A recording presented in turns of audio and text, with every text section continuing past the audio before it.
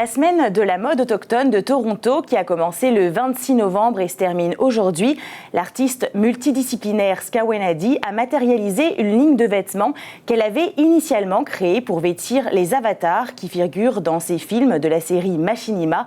Et on la reçoit ce soir pour en parler. Bonsoir. Bonsoir.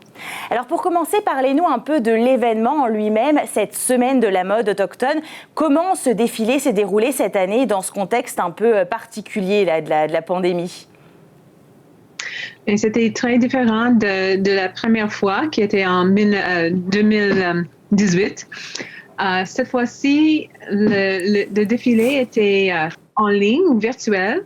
Et ça veut dire que les artistes ont envoyé tous les vêtements en juillet et dans l'été. Alors pourquoi c'était important pour vous d'y participer malgré le fait justement que c'était virtuel cette année? Je pense que malgré le fait que c'est virtuel, nous sommes encore tout ensemble. C'est important pour du monde de voir tout ensemble cette collection de designers et artistes qui travaillaient avec les mêmes connaissances. Parlez-nous un peu de votre collection Calico and Camouflage. Elle a été créée pour vêtir des avatars de série. Est-ce que vous pouvez un peu nous la décrire? Certainement. C'est très simple.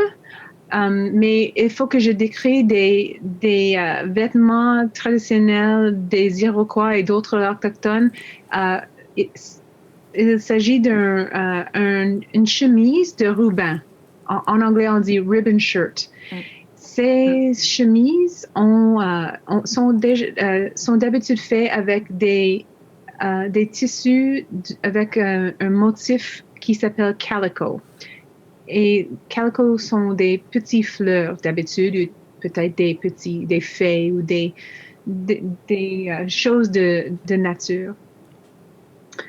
J'ai pensé que ça serait peut-être intéressant de faire ces chemises avec un autre motif qui est camouflage. Parce que les chemises de ruban, pour moi et pour beaucoup de personnes, je pense, ils sont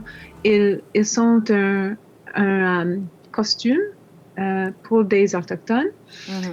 Mais un autre vêtement que nous portons et un autre motif que nous portons est le camouflage. Et pour moi, j'ai vu ça depuis le crise d'Oka. Mais je pense que ça a commencé avant ça. Mais maintenant, quand vous voyez des manifestations, toutes des manifestations avec des autochtones, il y a beaucoup de personnes qui portent ça. Alors, j'ai pensé peut-être ça serait intéressant d'avoir des chemises de ruban avec camouflage au lieu de calico.